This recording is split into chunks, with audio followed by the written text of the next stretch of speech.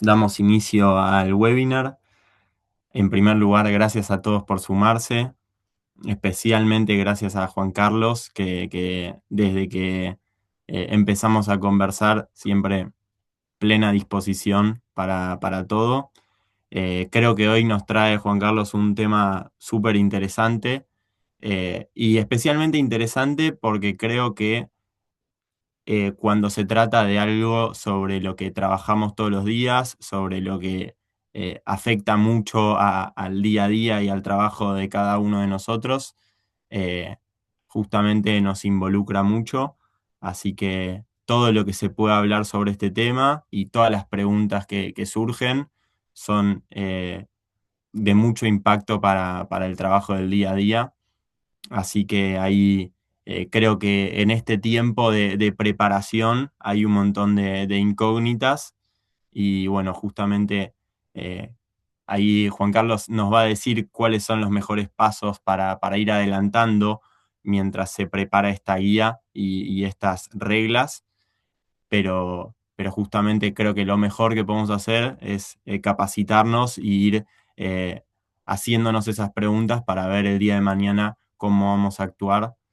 Así que bueno, gracias Juan Carlos, ahí le doy la bienvenida a Juan Carlos y dejo un poco que lleve él el webinar, yo acá más como moderador, haciendo algunas preguntas disparadoras. Después ahí eh, dejo asentado que acá pueden hacer cualquier pregunta, si quieren dejarla en preguntas y respuestas que tienen en Zoom ahí abajo. Al final vamos a leerlas y vamos a hacer las preguntas que hayan levantado. Así que bueno, bienvenido Juan Carlos. Gracias, Tomás. Buenos días a todos. Un gusto para mí estar esta mañana conectados aquí con Complif y sobre todo atendiendo, digamos, o comentando un poco acerca de este documento, acerca de este nuevo requerimiento que en el caso del Perú hace poco se acaba de implementar, ¿no? Se acaba de establecer. Como bien indicaba Tomás, lo que vamos a hacer ahora es comentar un poco y conversar un poco acerca de esta guía de identificación y reporte de alertas, ¿no? Que es, digamos, al día de hoy es una novedad, digamos, en lo que viene a ser el aspecto de prevención de lavado de activos, es los oficiales de cumplimiento de cara a la información que se envía a la unidad de inteligencia financiera, ¿no? Es importante empezar de repente recordando que este tipo, digamos, esta tendencia del manejo de alertas y manejo de operaciones sospechosas es una tendencia regional.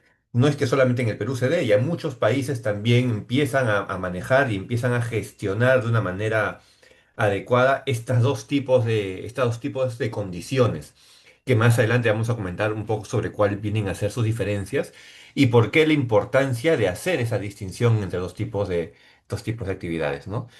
Eh, Nosotros cuando recordemos y hablamos de esta guía de identificación de alertas, lo que buscamos es, con este documento, lo que se busca es orientar un poco a los sujetos obligados acerca de la preparación y el envío de estas señales de alerta, porque de repente no todos están muy familiarizados con la cantidad digamos, o con con la manera que se manejen este tipo de alertas, ¿no? ¿Por qué? Porque normalmente siempre hemos estado muy acostumbrados al manejo de los ROS, ¿no? Y el manejo y lo que sí constituye un ROS y el valor que tiene un ROS cuando como oficial de cumplimiento lo comunicamos, lo reportamos, ¿no? Esta, digamos que esta ventaja, esta fortaleza no es que se esté perdiendo, definitivamente no se va a perder en el tema de los ROS, solamente que lo que se busca, entiendo yo, es hacer una distinción entre las operaciones que realmente ameriten un tratamiento como operación sospechosa y cuáles no. ¿Y esto por qué? Porque recordemos todos que a nivel de unidades de análisis financiero, a nivel de unidades de inteligencia financiera en el mundo, hay todo un procedimiento, hay un protocolo que se activa cada vez que se recibe un reporte de operación sospechosa. Entonces, ¿dónde viene generalmente el reto? Viene cuando se reciben operaciones o se reciben reportes como si fueran operaciones sospechosas cuando no lo son. Y ahí tenemos entonces ya una primera brecha, porque eventualmente estaríamos activando una serie de protocolos para algo que finalmente no es operación sospechosa, ¿no? Notemos que a nivel internacional, también estamos empezando ya se empezó el año pasado en septiembre la quinta ronda de evaluaciones del GAFI, ¿no? Entonces, ya dentro de muy poco, en unos meses empieza creo que Honduras, el próximo año, empezando el año le toca a Guatemala, que por cierto, hayan visto en las noticias, Guatemala acaba de aprobar su normativa en prevención de lavado de activos, ¿no? Eh, ¿Por qué Guatemala lo aprueba, digamos, lo ha aprobado y se ha difundiéndose mucho ahora? Porque precisamente el próximo año, en febrero, le toca la evaluación a Guatemala. Entonces, naturalmente, los países estratégicamente se empiezan a preparar. Perú también tiene que prepararse. Si bien es cierto que para Perú me parece que nos toca el año 2029 la evaluación, de todas maneras tenemos que empezar a prepararnos ahora para poder hacer frente a esta evaluación de la mejor manera. Y una de las condiciones sería poder tener claramente definido y en producción, digamos, la distinción de lo que es una señal de alerta de lo que es una operación sospechosa, ¿no? ¿Qué es lo que se busca aquí? Es fortalecer la calidad de la información que se recibe. ¿Por qué? Porque en ocasiones y digamos, yo se lo comento en mi experiencia como oficial de cumplimiento de hace varios años, en ocasiones a veces hay una tendencia de reportar operaciones, de reportar condiciones o situaciones que no incluyen una operación en sí misma. Y eso siempre ha sido un dilema, ¿no? Ha sido siempre un reto. Yo recuerdo, estamos hablando ya hace, bueno, cuando yo era oficial de cumplimiento en Perú, eso habrá sido hace más o menos unos 15 años, ¿ya? Y yo recuerdo, por ejemplo, que en ocasiones en ese entonces varios colegas lo que hacían era, por ejemplo, al ver las noticias de los domingos, en los programas periodísticos, si encontraban investigados por delito, por lavado de activos, al día siguiente los filtraban en su base de datos. Y si encontraban la coincidencia, emitían un reporte de operación sospechosa. Pero ¿dónde viene acá la pregunta? ¿Acaso había alguna operación? Y muchas veces no habían operaciones. Solamente era de que, bueno, encuentro que, que Tomás salió en una investigación en las noticias. Yo al día siguiente reviso mi base de clientes si Tomás es cliente y si sí es cliente, lo envío como reporte de operación sospechosa.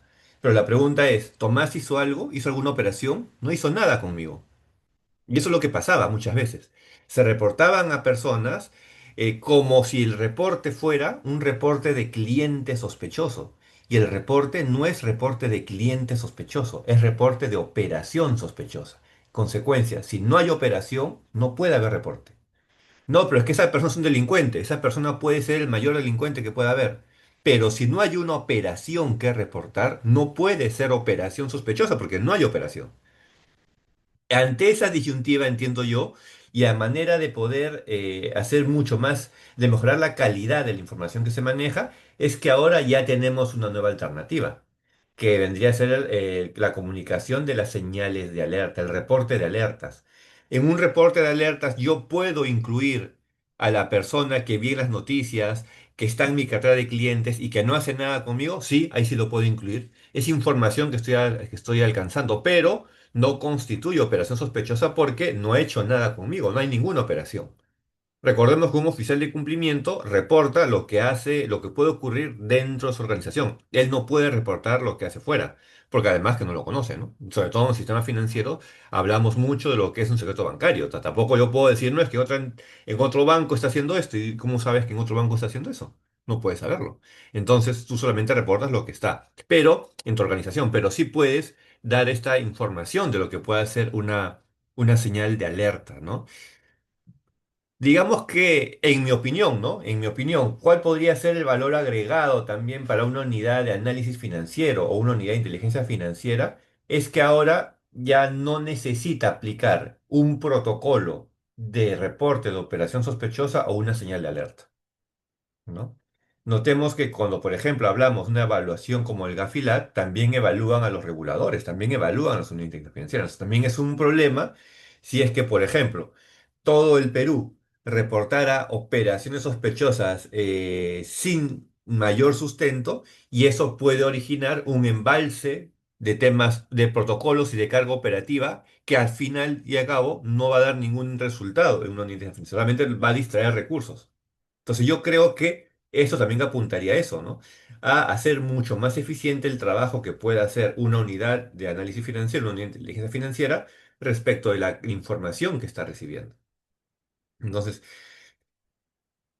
Puede haber algunas, digamos, complicaciones de repente en el reporte, probablemente, pero yo entiendo que la premisa con la que se ha emitido esta guía es tratar de ayudar un poco al oficial de cumplimiento, ¿no? Como punto de inicio, se está partiendo de un reporte que tiene el mismo formato que los ROS. Es decir, quiere aprovecharse de que el oficial de cumplimiento ya tiene cierto conocimiento del formulario para arroz, para que ahora utilice un formulario muy similar para una señal de alerta, un formulario que incluso tiene menor exigencia en información, ¿no? Para un ROS hay muchos campos que tiene que completar de todas maneras, pero para una alerta no, hay muchos campos que son opcionales. Y entiendo yo, Tomás, que la salida ha sido, démosle un formato muy parecido a algo que ya conocen, para que tampoco sea un problema llenarlo y para que sea de mucho más fácil entendimiento, ¿no? Recordemos que a nivel internacional, Gafilat y el Gafi lo que está privilegiando ahora es la efectividad. Así que acá tenemos que ser todos eficientes, reguladores y regulados. Acá para complicarnos no hay tiempo ni espacio para complicarnos. Acá tiene que ser todo sencillo, tiene que ser efectivo. Y para esa efectividad entonces es que empecemos a priorizar, empecemos a discriminar estos dos tipos de condiciones, tanto en una señal de alerta como por ejemplo una operación sospechosa, ¿no? Entonces, partamos de esa diferencia, ¿no? Una diferencia entre una alerta y un ROS, por ejemplo, ¿no? Una alerta es, es algo informativo, es una comunicación informativa, ¿no? En consecuencia, puede hacer que yo no cuente con mucha información de esta noticia, de esta alerta. Eso no quiere decir ni se vuelve un impedimento para que yo la comunique. Yo tengo que enviar la alerta sobre cualquier condición que yo tome conocimiento, pero que no incluya necesariamente una operación realizada dentro de mi entidad, dentro de mi organización, ¿no? Ahí, Juan Carlos, te Sí. interrumpo. Respecto a la lámina anterior, que algo que es muy interesante es entender un poco si el punto de la UIF es ayudar al oficial de cumplimiento o si es ayudar a la UIF, ¿sí? ¿A qué voy? ¿Por qué la WIF hoy necesita un canal nuevo, separado del ROS justo ahora? ¿Sí? ¿Qué problema tenía teniendo con la calidad de lo que recibía? Y si efectivamente esta nueva propuesta eh, fortalece la inteligencia financiera de la WIF o es la WIF reconociendo que no daba abasto con el modelo del ROS y necesita esa válvula de escape. Así que bueno, es una pregunta bien abierta eh, Ujú. de cuál es la función de este nuevo esquema. Claro, yo lo vería, Tomás, yo lo vería así, ¿no? En realidad lo que se busca es una ayuda al modelo de prevención que tiene implementado el país, ¿no? Más que ver si esto me ayuda a mí como oficial de cumplimiento o si me ayuda a mí como unidad de inteligencia financiera, yo pensaría que eso tiene que ser algo que tiene una visión mucho más estratégica, que es ayudar al modelo de prevención de lavados. ¿Por qué? Porque como lo comentábamos temprano, ¿no? Estamos en una quinta ronda ya de evaluaciones. Todos acá en el Perú, como en Argentina y como en todos los países, todos queremos que el país salga bien calificado. Entonces, para que el país salga bien calificado, de repente tendríamos que empezar a dejar de lado algunas visiones como si esto solamente es para ti o si esto solamente es para mí, ¿no? Si esto te ayuda para ti, ¿por qué tengo que hacer yo esto si de repente solo te ayuda a ti y no me ayuda a mí? En realidad, ayuda a todo el modelo de prevención, ¿no? El establecimiento de esta guía de señales de alerta, yo creo, Tomás, que también sirve primero para fortalecer el modelo de prevención a nivel nacional, no solo como una ayuda al oficial ni como una ayuda a a la UIF, sino al modelo de prevención. ¿Por qué? Porque entonces ahora vamos a tener alertas de mayor calidad. No conozco, digamos, no sé si en el día de hoy cuál sea la disyuntiva, pero como digo, te comento que de repente eso no ha cambiado. Ya hace como 15 años yo sí sabía, conocía de que habían casos que se emitían reportes de operación sospechosa por solamente temas de noticias, donde no había ni siquiera operación. Si esto se mantuviera en el tiempo, si al día de hoy esa realidad de hace 15 años todavía se mantendría en los registros y en los reportes que recibe la unidad de inteligencia financiera, yo pensaría que tendríamos un problema ahí. Un problema no solamente, pero un problema no porque de repente la UIF no tenga capacidad de atención tantas, yo no lo pensaría así, porque el problema de fondo en un equipo evaluador, si yo me pongo en el rol de un evaluador, yo podría inferir que el oficial de cumplimiento no tiene claro qué reporta y qué no reporta. Y esto está generando que se envíe como si fuera ROS algo que no es ROS, ¿no? Eh, el manejo de estos dos tipos de reportes, de ROS o de alertas, para mí, en mi opinión, sería también una evidencia del grado de madurez que ya tiene el oficial de cumplimiento para poder discriminar y distinguir qué cosa tiene que seguir un canal que de repente debe ser priorizado. Por ejemplo, un ROS evidentemente va a ser priorizado que una alerta, ¿no? Eh, y qué cosa puede contribuir a poder iniciar una investigación, por ejemplo, lavado, y qué cosa puede ser solamente hacer eco de información que ya está en el mercado, que ya está en los medios, y que tal vez no necesariamente abone mucho a una investigación. ¿Y esto por qué? Porque ya en el sector financiero, por ejemplo, hay otro tipo de reportería, ¿no? Hay registro de operaciones, por ejemplo que no son sospechosas, no son reportes normativos bajo umbrales que se van enviando y que eventualmente para un regulador ya tendría forma de saber si es que esta persona es o no es cliente de la entidad, ¿no? O está o no operando, más allá de una característica inusual o sospechosa, si está o no operando. Entonces, es información en la alerta que pueda contribuir a al modelo, sí, y que le puede bajar un poco la temperatura al tema porque no es un ROS, que tal vez sí requiera mayor celeridad en su atención, ¿no? Entonces, yo creo, Tomás, de que, digamos, que el establecimiento de esta exigencia, que no solamente en el Perú, también se da en otros países, lo que ayuda es principalmente a dos cosas. Primero, ayuda a poder manejar de una manera mucho más efectiva la priorización de casos de investigación que se puedan tener. Y segundo, también ayuda a demostrar el grado de madurez que está ganando el oficial de cumplimiento para poder discriminar entre lo que es una alerta y es una operación sospechosa, ¿no? Y eso, Juan Sí. Carlos, ¿va a estar exactamente definido? O qué pasa con esa línea gris que va a haber y que justamente, como decís, va entrenando a ese oficial de cumplimiento? Ante la duda, ¿el oficial de cumplimiento se va a inclinar por hacer una señal de alerta o un ROS? Y ahí, no sé, te propongo si querés traer un caso real donde la línea sea borrosa y el sujeto obligado justamente pueda equivocarse de canal, como esto que comentabas de las noticias adversas. Si querés Ujú. ahí para traer un caso, por ejemplo, si encontramos una noticia negativa sobre nuestro cliente, pero a su vez ese cliente, y según su actividad económica, hace coherencia digamos, toda la operación que viene teniendo con esa actividad económica. Entonces está en esa delgada línea de tengo noticias negativas, y viene operando un montón, pero bueno, está dentro de su actividad económica. ¿Qué va a elegir hacer el oficial de cumplimiento?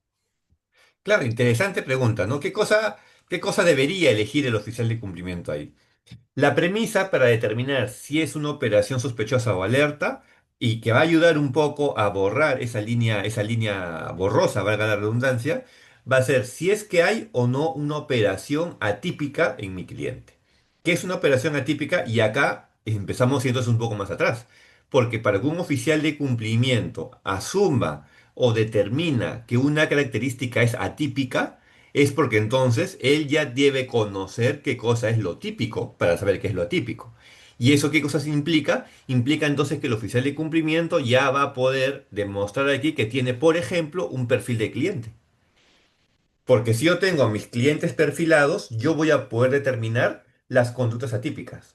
Si yo no tengo clientes perfilados, yo nunca voy a saber qué cosa es lo atípico o qué cosa es lo típico, porque no tengo nada contra qué contrastar, ¿no? Entonces, si nos damos cuenta, claro, un poco como que el modelo o la salida se va haciendo un poco más estructurada, ¿no? Ya no Y ahí, Juan solamente es un Carlos, tema... Sí, ajá. te hago la siguiente pregunta. Dentro de esto, si uno tiene una noticia negativa, el oficial de cumplimiento no va a hacer lo posible por encontrar lo atípico de ese cliente. ¿Qué quiero decir?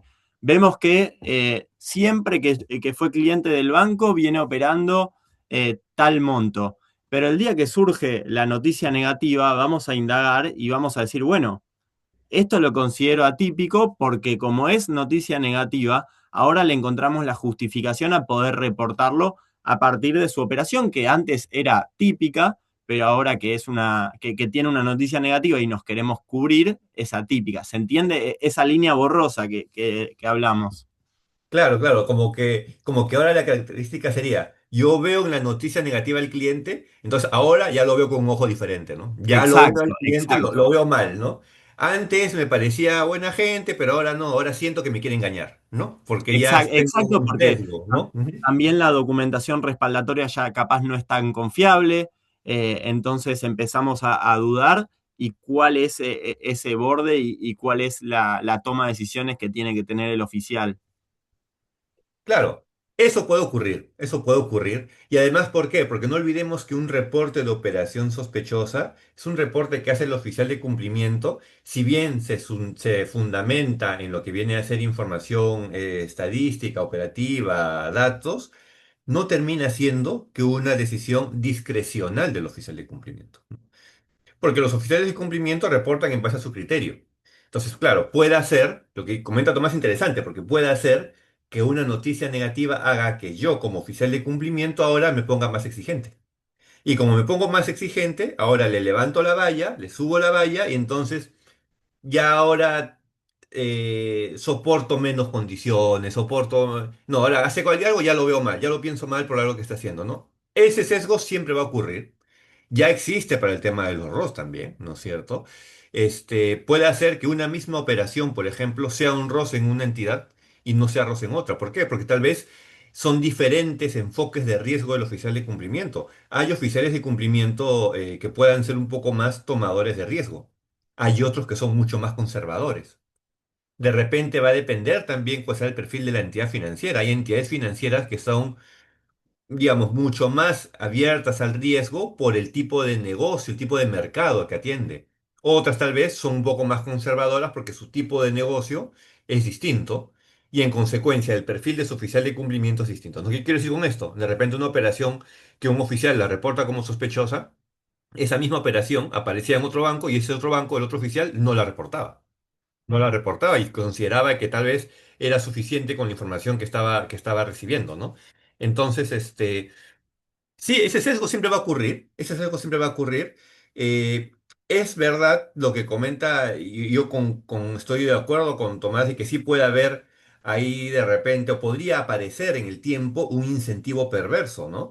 En el hecho de que el oficial de cumplimiento, si encuentro que tengo un cliente que no hay operaciones, que yo no le vi, que no me ha generado ninguna operación sospechosa, pero veo que salen noticias, me lleve a mí también a elevarle la valla de control y ahora sí, ante la mínima cosa que haga, yo lo quiera reportar o tienda a reportarlo, ¿no? O lo que también ha ocurrido, Tomás, y eso sí yo lo recuerdo, porque eso es algo ocurrido, yo creo que sigue ocurriendo también. En ocasiones, una noticia puede hacer que el oficial entre a revisar un poco más a detalle las operaciones y encuentre que efectivamente hay una operación o hay operaciones, hay condiciones que sí deberían ser reportadas, solamente que no se había dado cuenta antes. Y que al momento de revisar diga, uy, es verdad, acá estas cosas no me cuadran. Pero yo nunca lo vi porque nunca me di cuenta, porque de repente mi sistema de monitoreo no lo capturó, ¿no es cierto? Eso también puede ocurrir. En ese caso, el oficial, ¿qué va a hacer? Lo va a remitir como reporte de operación sospechosa. Claro, lo va a hacer seguramente, pero acá no habría ningún conflicto con el reporte de alertas porque acá finalmente él está reportando una operación. Digamos que en un primer momento no la vio. Ok, primero no la vio porque su sistema no la capturó, ¿no? Su sistema de monitoreo no la capturó y por eso no la vio, pero cuando revisó se dio cuenta que sí había algo ahí sospechoso. Está bien. Por último, eso tampoco lo sabe el regulador. O sea, el regulador no va a decir, cuáles son las operaciones que realmente las viste a tiempo o cuáles las viste después en una segunda instancia, ¿no? Al final, efectividad. Efectividad. Al final, ¿me reportas o no reportaste? Sí. ¿Hay operación o no hay operación? Si hay operación. Adelante, entonces. Hay una operación que ya he podido encontrar. Entonces, sí, naturalmente eso puede existir. Eso sí se puede dar. Que de repente, de una noticia periodística, de que como oficial yo indague un poco más en la operación del cliente y ahí me dé cuenta que efectivamente hay condiciones atípicas. Que antes no la vi, tal vez por una deficiencia de mi monitoreo. Algo que debió verse en monitoreo, pero que no lo vio, por alguna razón. que puede ser cualquier razón, pero no la vio el del monitoreo, se escapó. Entonces ya después la noticia me puede activar. Y eso, más bien, ese tipo de condiciones llamaría a la reflexión al oficial de cumplimiento. Porque si yo fuera oficial de cumplimiento y me pasa eso, yo pensaría, ¿cuántas otras operaciones puedan estar pasando igual y no me doy cuenta? Porque no hay noticia. En este caso yo me di cuenta de la operación porque la noticia, digamos, me abrió un poco más los ojos y ahí pude encontrarla. Pero si eso ocurre, yo pensaría en que tengo que revisar bien cuál es mi esquema de monitoreo.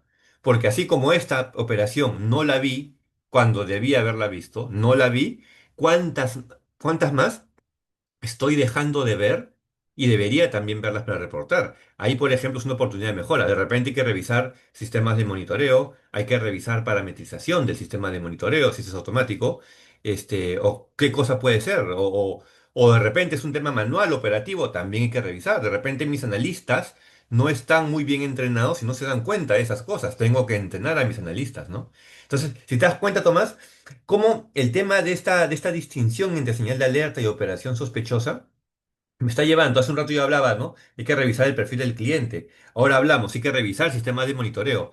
Esa visión, digamos, transversal es lo que yo creo que ayuda al modelo de prevención en general. Ya no estamos pensando solamente en el tema de alerta, estamos pensando ahora también en la generación de perfiles correctos para clientes. Si yo no tengo un buen perfil del cliente, yo no puedo hacer un juicio de valor respecto de lo que es inusual o es usual. Yo tengo que conocerlo, tengo que tener un perfil. Si no, cuál sería mi sustento para poder afirmar que esta operación es inusual o que esta otra operación no es inusual, ¿no? Entonces, es importante que eso lo podamos ver. Ahora, también es cierto eh, que cuando uno empieza a manejar y empieza a gestionar este tipo de señales de alerta, en el camino puedan surgir algunas zonas grises y pueda existir algunos dilemas entre el oficial de cumplimiento, ¿no? En mi opinión, mi recomendación general sería, cuando tengamos dudas sobre lo que es señal de alerta y ROS, la pregunta que deberíamos hacernos siempre es si hay o no hay operación, ¿no? Y si esta está acorde o no al perfil. Porque puede que hayan operaciones, pero si están acordes al perfil, me pongo a verlo técnicamente, ¿ah? Si me quiero poner en el rol así de auditor, diría, pero ¿cuál es el argumento de reportar si estaba dentro de su perfil?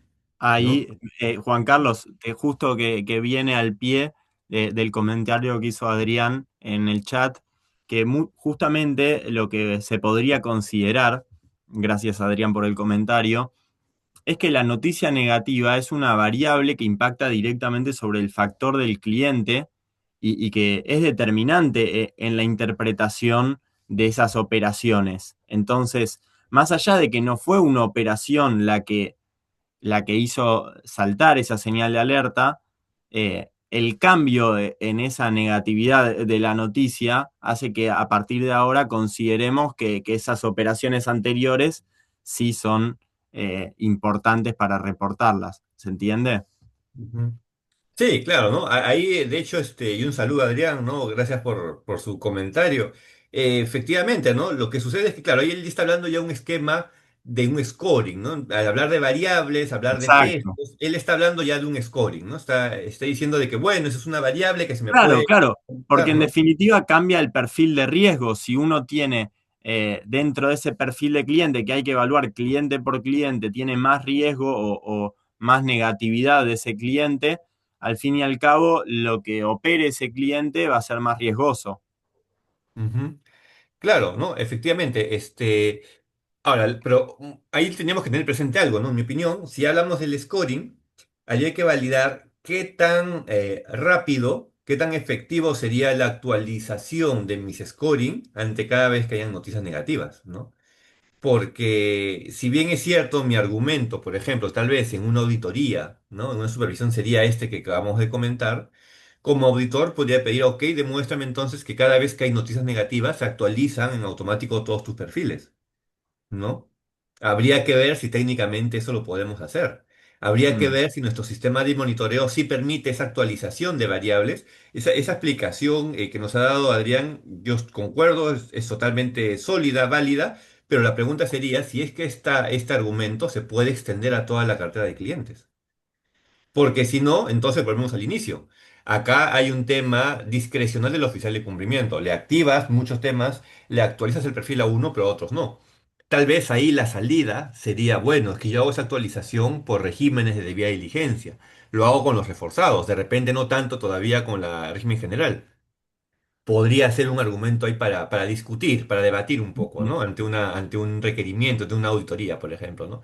Pero como oficial de cumplimiento yo pensaría, ok, yo puedo actualizar eso, si se actualiza mi scoring, se actualiza la variable, yo puedo considerar una operación como sospechosa, perfecto, porque mi scoring, mi metodología lo indica, pero eso se puede hacer con toda la cartera de clientes. ¿Qué tanto se puede hacer? ¿Qué tan seguido se puede hacer? Y eso me podría generar también ahí, cuidado, algunas brechas, ¿no? Eh, Porque ahora, al día de hoy, ya cualquier supervisión o inspección siempre está privilegiando el tema cuantitativo y el tema analítico. Si bien no se está dejando de lado el aspecto cualitativo y discrecional del oficial de cumplimiento, cada vez se pide más sustento analítico para sus decisiones, o por lo menos más sustento analítico que respalde su decisión, porque la decisión la va a tener siempre. Y eso no va a cambiar. El buen criterio no va a desaparecer. Eso siempre se va a mantener, ¿no? Pero ahora se espera de que este buen criterio se apoye en mucha más información analítica, en muchas más metodologías analíticas, ¿no? Ya no es, yo recuerdo, Tomás, cuando yo empecé a ver estos temas, era el año 2004, 2005. ¿M? Ya ahí saca, saca su línea, ¿no? O sea, yo recuerdo que en ese entonces, 2004, 2005, en el Perú la UIF se crea el año 2002. Recién tenía un par de años de creada la Unidad de Inteligencia Financiera. Muchos oficiales de cumplimiento de ese entonces prácticamente reportaban solamente por criterio. Eran oficiales de cumplimiento de bastante experiencia en el sistema financiero, recuerdo mucho a todos, a varios de ellos, y prácticamente casi que por olfato sacaban un ROS. O sea, ya veían una operación, ya esto sí me huele mal, me parece mal, y había el sustento y lo armaban y ese era el ROS, ¿no? Ya al día de hoy eso ha cambiado, ¿no? Porque las carteras de clientes también han aumentado. Las carteras de clientes y las operativas y las formas de lavar dinero también se han especializado. El lavador ha aprendido a lavar más y a lavar mejor. Entonces, para poder determinar estas conductas, cada vez se requiere también un poco más de preparación por el lado oficial de cumplimiento. Por eso es importante que tengamos bien claro cuáles son los criterios de decisión, tanto para reportes de operación sospechosa como para las alertas, ¿no es cierto? Y lo principal que se tiene que hacer siempre es discriminar cuándo hay una operación y cuándo no hay operación. Eso, insisto, es el punto de quiebre, ese es el punto de inflexión que va a tener el oficial de cumplimiento para decidir qué va a reportar o no, ¿no? Por ejemplo, ¿cuándo envías un ROS? Cuando producto de mi monitoreo, cuando producto de la revisión que hago, las operaciones que hacen mis clientes, yo encuentro una característica típica. Yo encuentro que no hay fundamento económico. Yo encuentro, como comentaba Adrián hace unos minutos, que de repente el perfil, digamos, la calificación de la variable ha hecho que el scoring me genere una calificación muy alta. Ya salió de su perfil, salió de su rango. Ya, yo puedo estar ahí en condiciones de pensar que estoy al frente de una operación sospechosa. Pero ¿cuándo pensaría que estoy al frente de una señal de alerta? Cuando de repente encuentro información en fuentes públicas, en medios de información abierta, de investigaciones que tenga el cliente, ¿no? Sin embargo, cuando yo reviso qué cosas lo que él ha hecho, el cliente ha hecho en mis operaciones, no le encuentro mayor sustento a alguna operación particular que pueda ser considerada como lavado de activos. Entonces, no reviste una operación sospechosa. Sin embargo, en mi criterio como oficial de cumplimiento, yo podría emitir la señal de alerta, como para comunicar y avisar que por si acaso, si bien no ha hecho nada raro conmigo, este investigado, esta persona que está en la noticia, sí lo tengo como cliente y tiene tales productos, por si acaso, ¿no? Por si no se dieron cuenta. De repente ya lo saben, pero digamos que si no lo sabían, ahora ya lo saben, ¿no? Estoy avisando de que por si acaso este cliente que está investigado, que tiene todos esos problemas, conmigo no ha hecho nada, pero tiene ese tipo de productos conmigo, ¿no? Eso como para que después se pueda ir armando, digamos, o sea, información adicional que pueda estar consolidando, ¿no? Desde el punto de vista operativo, para una unidad de análisis financiero, inteligencia financiera, el tratamiento que le den a esa alerta no va a ser el mismo que se le da a un reporte de operación sospechosa, ¿no? Y de cara también hacia una evaluación mutua, por ejemplo, de Gafilat, tampoco va a ensuciar la estadística, ¿no? Porque se va a ensuciar, la estadística se ensucia cuando se sacan estadísticas de operaciones sospechosas y resulta que no son operaciones sospechosas. Entonces la estadística se está ensuciando. Ahora sí van a ver ROS en volumen, se esperaría que sean menores, pero de mucha más calidad. Al tener una reducción del volumen, pero un aumento de calidad, estamos privilegiando efectividad. Estaríamos demostrando alineamiento con buenas prácticas internacionales y alineamiento con el GAFI también, ¿no? Entonces es muy importante tener claro estos criterios de decisión entre los ROS y las señales de alerta, ¿no? Ahí, Juan Carlos, ahí una pregunta. Ujú, Y también acá sumamos a César, que también hizo un comentario y es interesante. Si el sujeto obligado siente que reportar una señal de alerta lo cubriría, ¿cómo hacemos para justamente no ampliar esa línea gris? Y como decimos en el mundo de compliance, cuanto más reportes, no asegura mayor efectividad, ¿sí? La cuestión está en capacitar más a los oficiales de cumplimiento y no permitirles, digamos, que tomen una decisión para cubrirse, sino efectivamente que tengan mejor criterio. ¿Cómo hacemos para incentivar más esa capacitación y justamente no incentivar a reportar sin importar esa línea gris y definir bien ese criterio? ujú.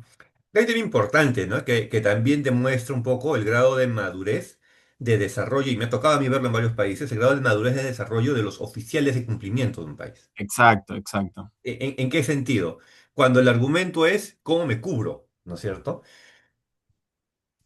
Hace algunos años se difundía mucho, era masivo, siempre digamos, un eslogan, ¿no? Que en cierta medida tenía sentido, pero después, como que yo creo, en mi opinión, se fue un poco tergiversando, ¿no? Era como un eslogan, ¿no? Que se decía, ante la duda, reporta. ¿No? Ante la duda reporta, ¿no? Ahora, yo pensaría que faltaba una palabra, ¿no? Porque es ante la duda razonable. Porque evidentemente uno puede tener dudas, pero tiene que ser una duda razonable para emitir un reporte de operación sospechosa. Si no, podríamos caer en el hecho de que ha ocurrido, eso en varios países, y Perú no creo que sea, Perú no es la excepción, eso ocurre en varios países, donde hay sectores económicos dentro de los sujetos obligados que cuando empiezan a leer el tema del lavado de dinero, lavado de activos, las obligación, la responsabilidad penal, uy, no, eso es muy complicado. ¿Qué hacemos? Todo lo que hagas, repórtalo, todo es ROS. ¿No? Entonces, y ahí no hay un grado de madurez en el oficial de cumplimiento, ¿no? Está ejerciendo su derecho a enviar un ROS, sí, porque él puede enviar como oficial de cumplimiento, él puede enviar un ROS siempre, tener esa posibilidad. Pero no está siendo muy coherente, porque su premisa fue, yo me cubro, entonces yo para cubrirme voy a reportar todo lo que hago, ¿no? Y al final, cuando ese reporte llega a una unidad de inteligencia financiera, se revisa, acá no hay nada sospechoso, ¿para qué me envían cosas que no son sospechosas? ¿No? Es más, incluso yo pensaría como regulador, me estás activando todo un protocolo para algo que es innecesario. No estás ayudando al modelo de prevención de lavado de activos. Hay que tener mucho cuidado. De repente la premisa fue, yo me cubro, si después el problema ahora está en otro lado porque ya están analizando cosas que no deberían ni siquiera analizar porque no hay nada que analizar, ya no es mi problema, yo me cubrí. Eso, por ejemplo, demuestra a nivel general en cualquier país el grado de madurez del conocimiento del oficial de cumplimiento. Y por eso es que en las evaluaciones mutuas, los equipos evaluadores también se reúnen con los privados. Y se reúnen de manera independiente con los privados, no con presencia del regulador. Porque ellos, para poder emitir una calificación para el país, no es una calificación que diga, ok, el sujeto obligado, el regulado está bien, ok, el regulador está bien. No, acá la nota es para el país. Si no están bien los dos, el país está mal. No, es que yo me cubrí y yo como en mi ejercicio y en mi intención de cubrirme reporté todo, pero el problema lo mandé a otro lado. Como el problema sigue en otro lado, el modelo de prevención a nivel nacional no es bueno, el país está mal calificado. Y después yo me voy a quejar. Pero ¿por qué está mal calificado si yo reporto todo? Es que la solución no es reportar por reportar. Y por eso es que los oficiales de cumplimiento tenemos que tener siempre un entrenamiento. Tenemos que desarrollar criterios para ver qué se reporta o no y dejar de lado la premisa de cómo hago para cubrirme. ¿No? Porque si la premisa solamente es cómo hago para cubrirme y no pensar, digamos, en el modelo en general, el modelo en sí mismo en un país no va a avanzar, ¿no? Es como cuando uno piensa, no, yo solamente me preocupo por mi pedacito, no, no me importa si el resto está mal, es como, no sé, pues, ¿no? Imaginémonos, pues, ¿no? Imaginémonos, queremos, limpiar un poco la entrada de nuestra casa, sacamos una escoba y en lugar de botar la basura, la arrimamos a los vecinos, ¿no? Ah, no, mi pedacito está limpio, pero ahora la basura la mandé hacia los vecinos. Ese es el problema de ellos. Claro, cuando alguien pase por mi barrio, cuando alguien pase por donde vivo, por mi distrito, va a ver, oye, no, hay mucha mugre. No, pero mi pedacito está limpio. La mugre está al costado. Y de repente es mugre que yo la tenía, solamente que en lugar de resolverla, solamente la arrimé. ¿Qué es lo que sucede muchas veces? Puede ocurrir que, claro, ante la duda reporta, está bien, pero ante la duda razonable y siempre y cuando hay operación reportas, no, pero sospechosa. Pero si no, hay que también elevar un poco digamos, el nivel del conocimiento del oficial de cumplimiento, si es que queremos, y yo lo veo de una visión más estratégica y digamos más nacional, ¿no? Si es que queremos que el modelo de prevención nacional mejore, ¿no? Si lo único que yo si si mi única preocupación es yo no quiero tener problemas operativos, legales en mi entidad conmigo mismo como Juan Carlos Medina, no me importa el resto. Si no me importa el resto, claro, ¿no? Pero yo pienso que un oficial de cumplimiento no piensa así. Un oficial de cumplimiento piensa en poder mejorar también y contribuir al desarrollo del modelo de prevención a nivel nacional. Y eso va a partir, ahora va a partir por esta discriminación. Acá hay algo raro. ¿Hay operación? Sí, puede ser ROS. No hay operación, pero me parece algo raro. Perfecto. Comunícala, pero como alerta. No la mezcles con ROS. Comunícala como alerta, ¿no? Perfecto, perfecto. Y ahí, Juan Carlos, en esa línea, ¿va a depender caso por caso o ese modelo va a tener que estar definido para cada privado? Es decir, uno tiene una cuenta que tiene una señal de alerta en primera instancia, ¿hay que evaluar a ese cliente en particular y diferenciarlo o va a haber una regla que tiene que definir cada entidad financiera, cada sujeto obligado y a partir de esas reglas, bueno, recién ahí se pasa a reporte de operación sospechosa? Eh, ahí te dejo contestar. Sí, normalmente eso va a depender eso de cada entidad, porque cada entidad va a tener una metodología o un esquema de monitoreo distinto, ya sea porque tiene un tipo de clientes diferentes, ya sea porque tiene mayor o menor disponibilidad de recursos tecnológicos, mayor o menor disponibilidad de recursos humanos. Yo pensaría que en líneas generales la mayoría debe seguir más o menos el esquema que nos comentaba Adrián al inicio, el tema del scoring. La mayoría debe tener scoring o pequeños tendencias, pequeñas metodologías parecidas a scoring que les ayude a determinar lo que es una operación inusual, ¿no? Tal vez algunas todavía mantengan algunos umbrales preestablecidos. Yo creo que tal vez no tantos, aunque algunas deben tenerlos todavía, ¿no? ¿Por qué? ¿Y esto por qué? Yo creo que ya no tanto, porque los umbrales establecidos servían cuando utilizábamos controles estáticos. Al día de hoy, y más aún con el uso de inteligencia artificial y otro tipo de alternativas, ya no usamos umbrales estáticos, sino umbrales dinámicos. Entonces, ya el umbral fijo establecido ya no se maneja tanto, ¿no? Al inicio era así. Por ejemplo, volvamos otra vez, año 2004, 2003, 2004. ¿Sabes qué cosas se consideraban en los bancos, Tomás, para poder hacer análisis de operaciones? El registro de operaciones mayor a $10.000. O sea, todo lo que pasaba a $10.000, a priori, todo lo que pasaba a $10.000 para un banco, ya era una operación que hay que revisar.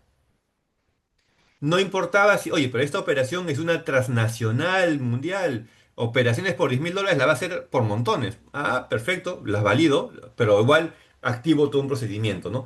Se privilegiaba umbrales estáticos. Al día de hoy ya no es así. Ahora se manejan umbrales dinámicos. En mayor o menor medida, insisto, depende un poco de la realidad de cada organización, de cada entidad también, ¿no? Pero ya muchos usan eso.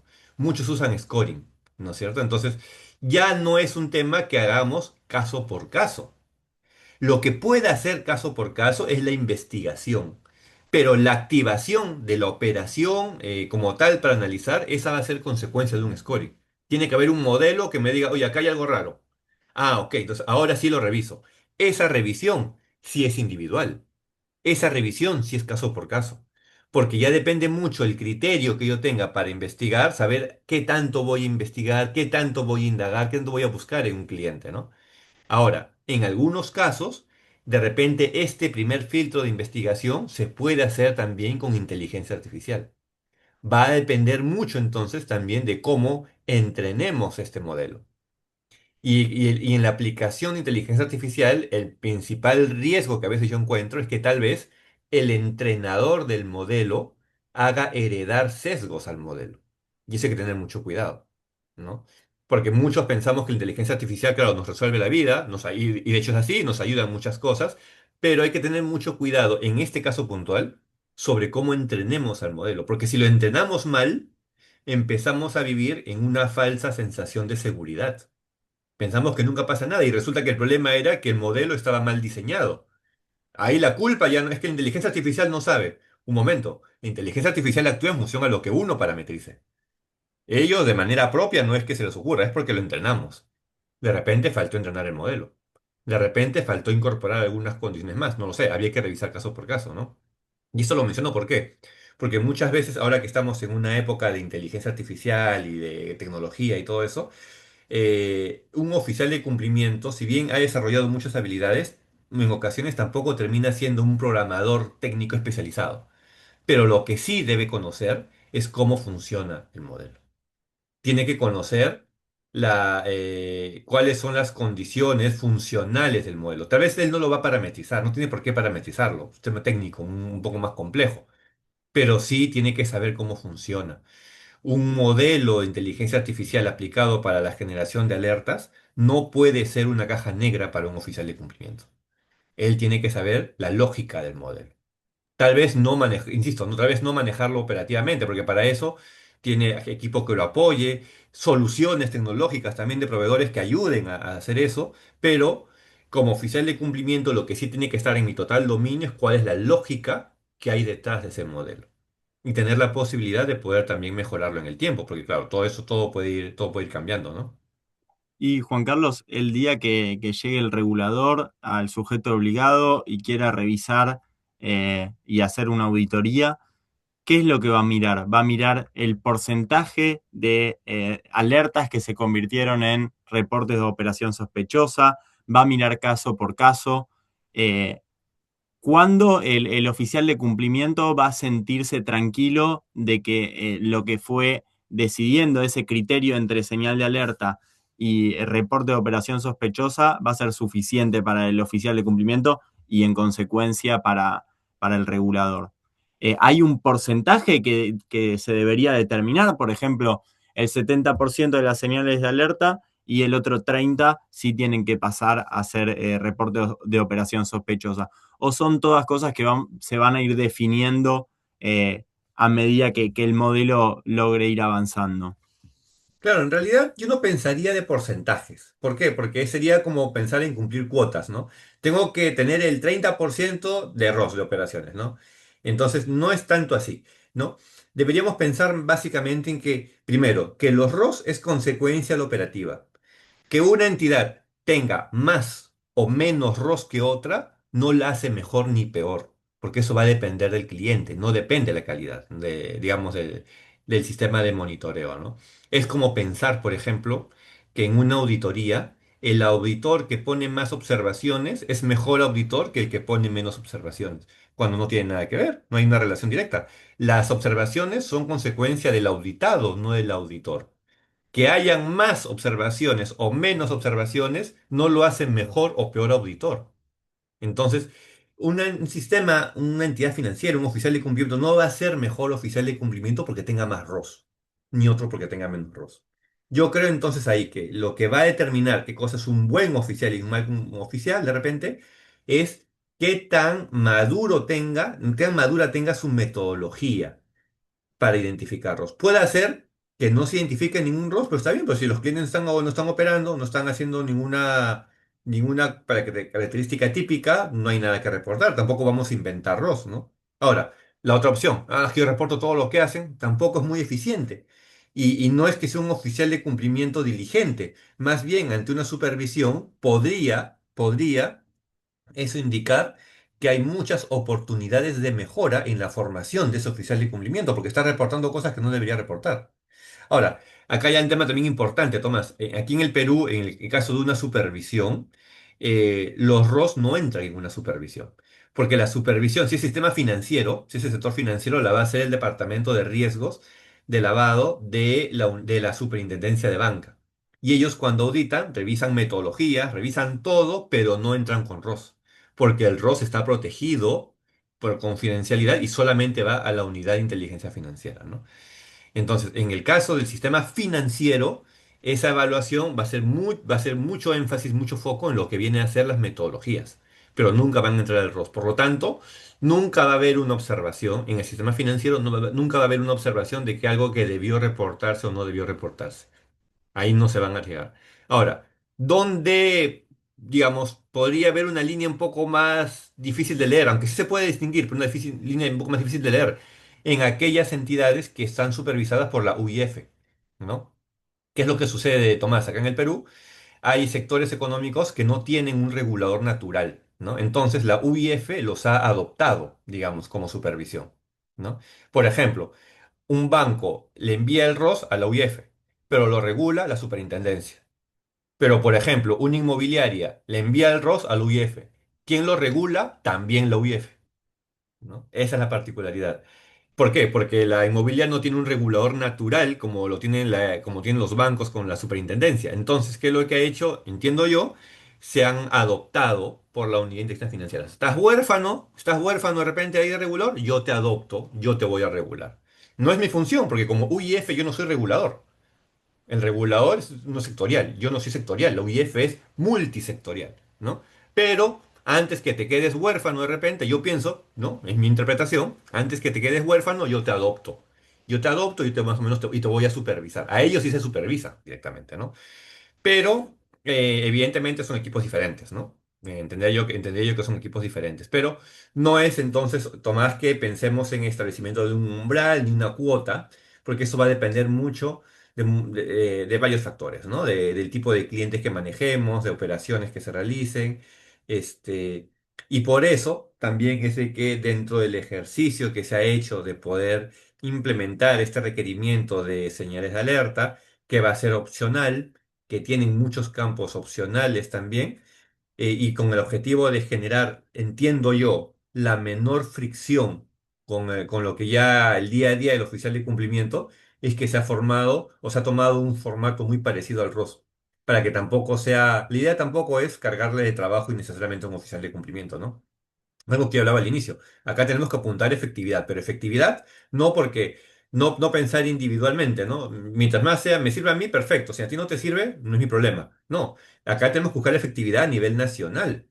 En unos cuantos años vamos a ser evaluados por Gafilat y la nota es de todos. Ahí la nota no va a ser la nota individual de los bancos, la nota de la UIF, la nota de la SBS, la nota de la compañía de seguros. Acá la nota es del país, la nota es del Perú. Y si no estamos todos alineados con este tipo de iniciativas, si no estamos todos comprometidos, entrenados para hacer un trabajo más eficiente, esa nota no va a ser tan buena. Y a todos nos conviene que esa nota sea buena, ¿no? Así, y acá en el Perú, en Argentina es igual. Cuando estén en Argentina también, Argentina tendrá que revisar, de repente mejorar la calidad, revisar efectividad. Todo se puede mejorar siempre, pero lo importante es que podamos desarrollar estos criterios para que se puedan implementar y se puedan gestionar mejor ese tipo de condiciones, ¿no? Ese tipo de operaciones. Por eso es Excelente. que, Bueno, sí, sí, ahí, Juan Carlos, te sí, sí, interrumpí. por eso es que entonces como digamos acá en la lámina, ¿no? Hay muchos campos que son opcionales en este registro de alertas. Particularmente, yo sí invitaría a los oficiales de cumplimiento, varios que están conectados el día de hoy, y a muchos de ellos que conozco, que veo ahí, que veo ya conocidos, eh, empecemos a practicar, ahí empecemos a utilizar, hagamos esa discriminación. Como oficiales de cumplimiento sabemos que no es que nos comprometamos más o menos con una alerta o con un ROS, digamos que ahí no hay un tema de compromiso, sino hay un tema un poco más de discernimiento acerca de cuál vendría a ser la categoría que mejor podría aprovechar esa información que estamos alcanzando, ¿no? Perfecto, perfecto. Bueno, ahí, Juan Carlos, veo algunas preguntas.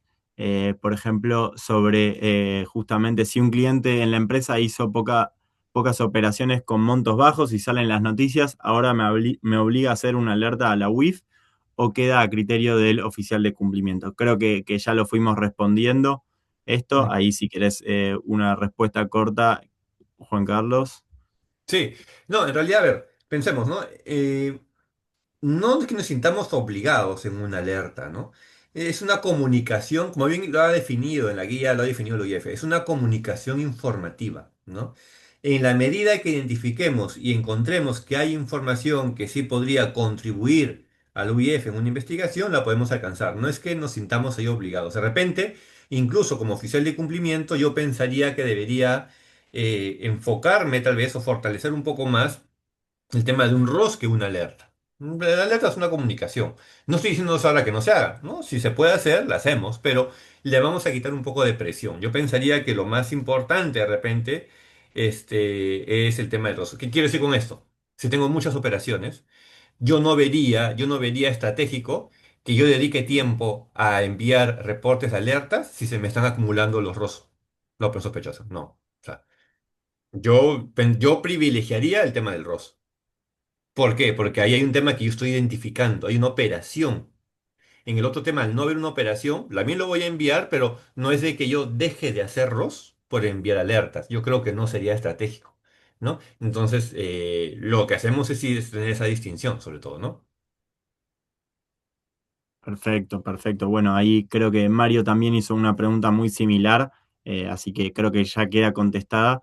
Decía Mario, si se hace obligatorio hacer esta alerta a la UIF, aunque nuestro cliente no haya realizado operaciones significativas. Creo que Bueno, va en la misma línea. claro, hay la pregunta de Mario, ¿no? Mario nos pregunta si es obligatorio hacer una alerta cuando no hay operaciones significativas, ¿no? Mario, ahí la alerta no depende de operaciones.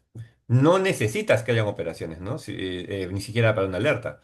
Una alerta solamente es una comunicación. Entonces, yo no lo vería obligatorio. Si se puede hacer, porque hay una coincidencia en noticias, algo se puede hacer, pero que sea obligatorio, que sea tu día a día, que no te puedas ir a dormir esta noche porque no has enviado una alerta, yo pensaría que no.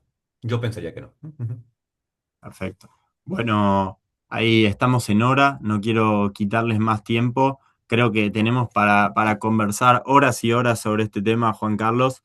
Creo que se vienen unos meses de, justamente como decías, de prepararse, de capacitarse, ir eh, empezando a poner el ojo en qué decisión tomaríamos, si es una señal de alerta, si es un ROS y hacer ese entrenamiento previo a cuando empiece a utilizarse el nuevo modelo, ¿cierto?